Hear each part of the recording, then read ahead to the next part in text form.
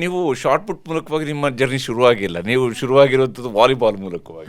ಅದೇಂಗೆ volleyball ನಿಮ್ಗೆ ಇಷ್ಟ ಅನ್ನಿಸ್ತು ಅವಾಗ ಫಸ್ಟ್ ನನಗೆ ಏನೋ ಒಟ್ಟಿನಲ್ಲಿ ಕ್ರೀಡೆ ಅಂದರೆ ತುಂಬ ಆಸಕ್ತಿ ಇತ್ತು. ಸಿಟ್ಟಿಂಗ್ ವಾಲಿಬಾಲ್ ನಮಗೆ ಅಂತಾನೆ ಸಿಟ್ಟಿಂಗ್ ವಾಲಿಬಾಲ್ ಅಂತ ಇದೆ ಪ್ಯಾರಾದಲ್ಲಿ. ಓಕೆ ಆಟಾಡೋಣ, ನೋಡೋಣ ನಮ್ಮಲ್ಲಿ ಏನು ಕೇಪಬಿಲಿಟಿ ಇದೆ, ಓದ ತಕ್ಷಣನೇ ನಾವೆಲ್ಲನೂ ಮಾಡ್ತೀವಿ ಅನ್ನೋಕ್ಕಾಗಲ್ಲ, ಹೋಗಲ್ಲ ಒಂದ್ಸಲ ಪ್ರಯತ್ನ ಪಡೋಣ, ಅದ್ರಲ್ಲಿ ಆಗುತ್ತೋ ಬಿಡುತ್ತೋ ನೆಕ್ಸ್ಟ್ ಅಂತ ಅಂದ್ಬಿಟ್ಟು ಫಸ್ಟ್ ಪಾರ್ಟಿಸಿಪೇಟ್ ಮಾಡಿದ್ದು. ಇದು ಮಂಡ್ಯದಲ್ಲಿ PS ಕಾಲೇಜಲ್ಲಿ ಫಸ್ಟ್ ಇಂಡೋರ್ ಸ್ಟೇಡಿಯಮಲ್ಲಿ ನಡೆಸಿದ್ದು ಅಂಥದ್ದು. ಆ ಟೈಮಲ್ಲಿ ನನ್ನ ಕಾಲಿಟ್ಟಿದ್ದು ಅಲ್ಲಿ ಜರ್ನಿ ಶುರುವಾಗಿದ್ದು. ಆಗ ನೋಡಿದಾಗ ಅಲ್ಲಿ ಜರ್ನಿ ಶುರುವಾಗಿದ್ದು ಏನೋ ಒಂಥರ ಖುಷಿ, ಎಲ್ಲ ಜೊತೆ ಇದ್ರು, ಒಂದು ಗ್ರೂಪ್ ಇವೆಂಟ್ ಅಲ್ವಾ, ಅದೊಂಥರ ಎಕ್ಸ್ಪೀರಿಯೆನ್ಸು. ನಾನೇನಾಯಿತು ನನ್ನ ಫ್ರೆಂಡ್ ಸರ್ಕಲ್ಲು, ನನ್ನ ಸ್ಟಡಿ, ನಾನು ಓದು, ನನ್ನ ಮನೆ ಅಷ್ಟೇ ಮಾತ್ರ ಸೀಮಿತ ಇದ್ದಿದ್ದವಾಗ. ಅಂದರೆ ಹೊರಗಡೆ ಎಲ್ಲೋ ಆ ಥರ ಹೋಗ್ತಿರ್ಲಿಲ್ಲ, ನನ್ನ ಪ್ರಪಂಚದಲ್ಲೇ ಬೆಳೆದಿದ್ದು.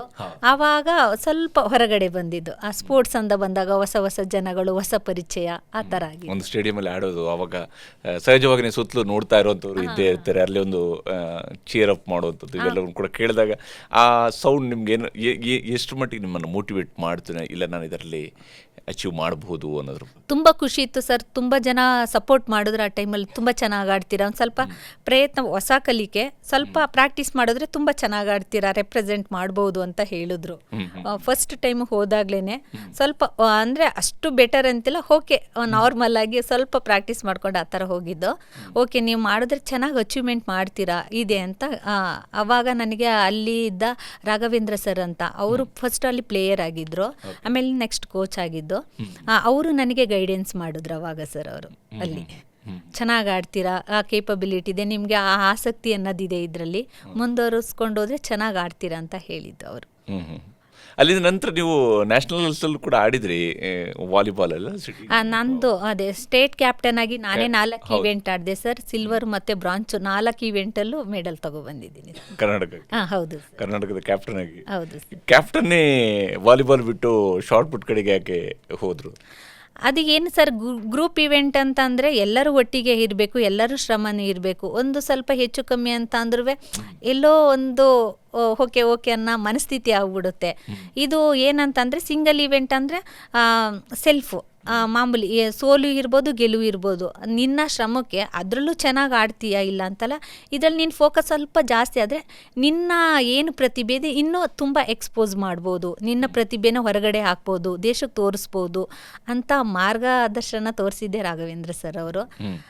ಏನೋ ಒಂದು ಒಬ್ರು ಯಾರೋ ಐಡೆಂಟಿ ನಮಗೆ ಗೊತ್ತಿರಲ್ಲ, ಒಬ್ರು ಹೇಳಿದಾಗ ಅದನ್ನು ಅಕ್ಸೆಪ್ಟ್ ಮಾಡ್ಕೋಬೇಕು ಅನ್ನೋದು ನನ್ನಲ್ಲಿತ್ತು. ಅದನ್ನ ನಾನು ಪಾಸಿಟಿವ್ ಆಗಿ ತಗೊಂಡೆ ಸರ್ ಆ ಟೈಮಲ್ಲಿ. ಟ್ರ್ಯಾಕ್ ಆ್ಯಂಡ್ ಫೀಲ್ಡ್ಗೆ ಹಾಗಾಗಿ ಬಂದ್ವಿ.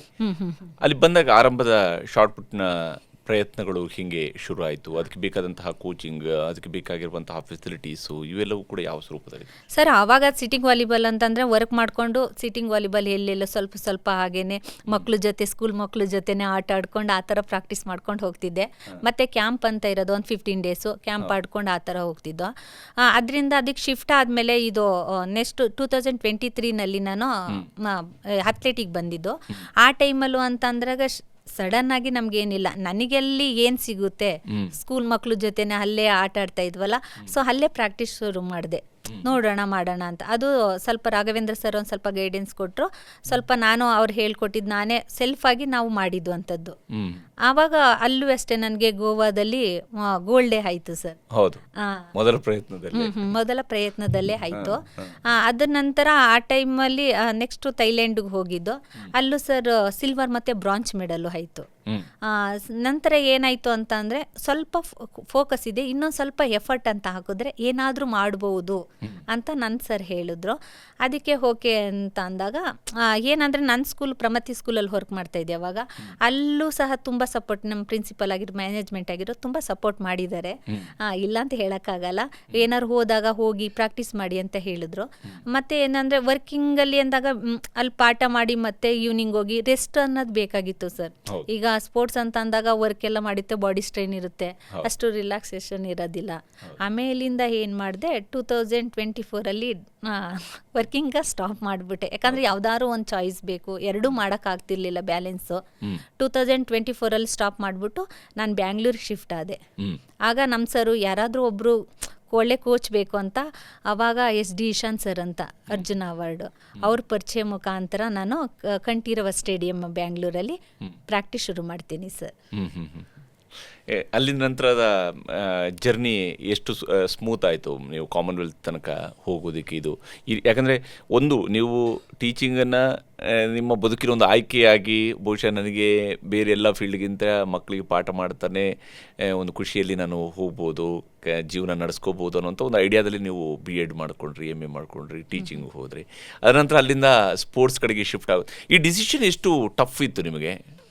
ತುಂಬಾ ಟಫ್ ಇತ್ತು. ಯಾಕಂತಂದರೆ ಸರ್ ಕಮಿಟ್ಮೆಂಟ್ಗಳಿರುತ್ತೆ ಕೆಲವೊಂದು. ಇವಾಗ ವರ್ಕಿಂಗ್ ಮಾಡ್ತಿರ್ತೀವಿ, ಇವಾಗ ಮನೇಲಿ ಅಪ್ಪ ಅಮ್ಮ ಅಜ್ಜಿ ಅವ್ವ ಇದ್ದರು, ಅವ್ರದ್ದು ಅವ್ವ ಬೆಡ್ ರೆಸ್ಟು, ಅಮ್ಮನೇ ಎಲ್ಲ ನೋಡ್ಕೋಬೇಕಾಗಿತ್ತು, ಫ್ಯಾಮಿಲಿನೂ ಅಷ್ಟೇ. ಇವಾಗ ನಾನೇನೋ ಒಂದು ಸ್ವಲ್ಪ ಎಷ್ಟೋ ಅಲ್ಪ ಸ್ವಲ್ಪ ಈಗ ಅವರು ನಮ್ಮನ್ನ ನೋಡ್ಕೊಂಡಿದ್ದಾರಾಗ ನಾವು ಅವ್ರನ್ನ ನೋಡ್ಕೊಳ್ಳೇಬೇಕು, ಅಪ್ಪ ಅಮ್ಮ ಅಜ್ಜಿ ಎಲ್ಲನೂ. ಆವಾಗ ಸರಿ ಆಯಿತು ಅಂದ್ಕೊಂಡು ಕೊನೆಗೆ ನಾನು ಕೇಳಿದೆ, ಈ ಥರ ಇದೆ ಏನು ಮಾಡೋದು, ಈಗ ಹೋಗಬೇಕು ಅಂತ. ಅವ್ರೇನಂತಂದ್ರು, ನಿನಗೆ ಹೆಂಗೆ ಕಂಫರ್ಟಬಲ್ ಆ ಥರ ಮಾಡು, ನಮ್ದೇನೂ ಇಲ್ಲ, ನಿನಗೆ ಓಕೆ ಅಂದರೆ ಹೋಗ್ಬೋದು, ಇಲ್ಲ ಅಂದರೆ ಟೀಚಿಂಗ್ ಮಾಡ್ತೀನಿ ಅಂದರೆ ಅಂತ. ಇಲ್ಲ ನಾನು ಹೋಗ್ತೀನಿ ಅಂತ ಹೇಳಿದೆ. ಅಪ್ಪ ಅಮ್ಮ ಬೆನ್ನಿಗೆ ಬಲವಾಗಿ ನಿಂತಿದ್ದಾರೆ. ಹಾಂ ಸರ್. ಡಿಸಿಷನ್ಸ್ಗಳಿಗೆ ಯಾವುದೇ ಅಬ್ಜೆಕ್ಷನ್ಸ್ ಇರಲಿಲ್ಲ? ಯಾವತ್ತೂ ಇಲ್ಲ ಸರ್, ಮಾಡೇ ಇಲ್ಲ ಅವರು ಪಾಪ. ಅವ್ರು ಏನೇ ಅಂದರೆ ಏನಾದರೂ ಒಂದು ಮಾಡ್ತಾಳೆ ಅನ್ನೋದು ಅವರಲ್ಲಿ ಇತ್ತೋ ಏನೋ ಅನಿಸುತ್ತೆ, ಅಷ್ಟು ಕಾನ್ಫಿಡೆನ್ಸು. ಯಾವತ್ತೂ ಇಲ್ಲ ಅಂತ ಹೇಳಲಿಲ್ಲ, ಆಯಿತು ಅಂತ ಒಪ್ಕೊಂಡ್ರು. ಸರಿ ಆಯಿತು ಅಂದ್ಬಿಟ್ಟು ನಾನು ಬೆಂಗಳೂರಿಗೆ, ನಮ್ಮ ಸರು ಒಂದು 6 ಮಂತ್ಸ್ ವೆಯ್ಟ್ ಮಾಡಿದ್ರು, ನಮ್ಮ ಕೋಚು ಸಡನ್ನಾಗಿ ತಗೊಳ್ಳಿಲ್ಲ. ನಾವು ಕಾದು ಆಮೇಲಿಂದ ಇಲ್ಲಿಗೆ ಬಂದಿದ್ದು ಸರ್ 2020. ಇಲ್ಲಿ ಕಂಠೀರವದಲ್ಲಿ ಬಂದ ನಂತರ ಯಾವ ಸ್ವರೂಪದಲ್ಲಿ ಇಲ್ಲಿಯ ಕೋಚಿಂಗ್ ಮತ್ತು ಇಲ್ಲಿಯ, ಯಾಕಂದರೆ ಮೈಸೂರಿಂದ ಬಂದರೆ ಇಲ್ಲಿಗೆ ಇಲ್ಲಿ ನಿಮ್ಮ ಜರ್ನಿನ ಸ್ಟಾರ್ಟ್ ಮಾಡಿದಾಗ ಕೋಚಿಂಗ್ ಜರ್ನಿ ಇದು ಬಂದಾಗ ನಾಟೇ ಈಸಿ ಸರ್, ತುಂಬ ಕಷ್ಟ ಇತ್ತು. ಯಾಕಂತಂದರೆ ಅದರಿಂದ ನಾನೇನೋ ಸ್ವಲ್ಪ ಮಾಡ್ಕೊಂಡು ಬಂದಾಗ, ಇವಾಗ ಸಿಟ್ಟಿಂಗ್ ಥ್ರೋನ್ಸ್ ಅಂದರೆ ನಾಟೇ ಈಸಿ ಸರ್. ಅಪ್ಪರ್ ಬಾಡಿ ಇರುತ್ತೆ, ಸ್ಟ್ಯಾಂಡಿಂಗ್ ಅಂದರೆ ಮಾಮೂಲಿ ಆರಾಮ್ಸೆ ಒಂದು ಸ್ವಲ್ಪ ಎಫರ್ಟ್ ಆರಾಮಾಗಿ ಆಗ್ಬೋದು. ಸಿಟ್ಟಿಂಗ್ ಅಂದರೆ ಅಪ್ಪರ್ ಬಾಡಿ ಇರೋದ್ರಿಂದ ತುಂಬ ಸ್ಟ್ರಗಲ್ ಇರುತ್ತೆ. ಹೊಸ ಕಲಿಕೆ ನನ್ನದು ಎಲ್ಲ ಹೊಸದಾದಾಗ ತುಂಬ ಕಷ್ಟ ಅಂತೂ ಇದೆ, ಹೇಳಕ್ಕಂತೂ ಆಗೋದಿಲ್ಲ ಅದು. ನನಗೆ ಆವಾಗ ಸ್ಟಾರ್ಟಿಂಗ್ ಎಲ್ಲ ಜ್ವರ ಎಲ್ಲ ಶುರುವಾಗ್ಬಿಟ್ಟಿತ್ತು, ವರ್ಕೌಟ್ ಎಲ್ಲ ಹೊಸದು. ಆವಾಗ ಕೆಲವೊಂದು ಟೈಮಲ್ಲಿ ಮನೇಲಿ ಹೆದರ್ಕೊಬಿಟ್ರು, ಜ್ವರ ಬಂದಿದೆ ಮುದ್ದೆ ಹೇಗೋ ಆಗುತ್ತಾ ಕಷ್ಟ ಏನು ಅಂತೆಲ್ಲ ಅಂದರು. ಏನಾಗಲ್ಲ, ಸ್ಟಾರ್ಟಿಂಗ್ ಎಲ್ಲರಿಗೂ ಇದ್ದೇ ಇರುತ್ತೆ ಅಲ್ವಾ ಅಂತ ಅಂದ್ಕೊಂಡು ಅದನ್ನ ಪಾಸಿಟಿವ್ ಆಗಿ ತಗೊಂಡು. ಬಟ್ ವಾಲಿಬಾಲಲ್ಲಿ ಈಗ ನೀವು ಸಿಟ್ಟಿಂಗಲ್ಲಿ ಮಾಡ್ತಿದ್ದಕ್ಕೂ ಇದಕ್ಕೂ ವರ್ಕೌಟಲ್ಲಿ ಹೇಗೆ ವ್ಯತ್ಯಾಸ ಇರ್ತಿತ್ತು ಅಂತ ಸರ್? ಅದರಲ್ಲಿ ಅಂತಂದರೆ ಮಾಮೂಲಿ ಮೂಮೆಂಟ್ಸ್ಗಳು ಸರ್, ಅದರಲ್ಲಿ ಒಂದು ಸ್ವಲ್ಪ ಡ್ರಿಲ್ಸ್ಗಳಿರುತ್ತೆ, ಇದರಲ್ಲಿ ವೆಯ್ಟ್ಸ್ ಇರುತ್ತೆ, ಅಪ್ಪರ್ ಬಾಡಿ ಸ್ಟ್ರೆಂತ್ ಮಾಡ್ಕೋಬೇಕು ನಾವೇನೆ. ಮತ್ತು ವರ್ಕೌಟ್ ಹಾಗೆ ಇರುತ್ತೆ, ಡ್ರಿಲ್ಸ್ಗಳಿರುತ್ತೆ, ಟೆಕ್ನಿಕ್ಗಳಿರುತ್ತೆ, ಪ್ರತಿಯೊಂದೂ ಕ್ಯಾಚ್ ಮಾಡ್ಕೋಬೇಕು, ಪ್ರತಿಯೊಂದು ಇಟ್ಕೋಬೇಕು, ಅದರಲ್ಲೇ ಮುಳುಗೋಗಿರಬೇಕು ಸರ್. ನಾವು ಬೇರೆ ಪ್ರಪಂಚಕ್ಕೆ ಹೋಗಂಗಿಲ್ಲ. ನಂದಾಯಿತು, ನನ್ನ ವರ್ಕ್ ಆಯಿತು, ನನ್ನ ಥ್ರೋಸ್ ಆಯಿತು, ಆ ಥರ ಅದರಲ್ಲೇ ಮುಳುಗೋಗಿರಬೇಕು.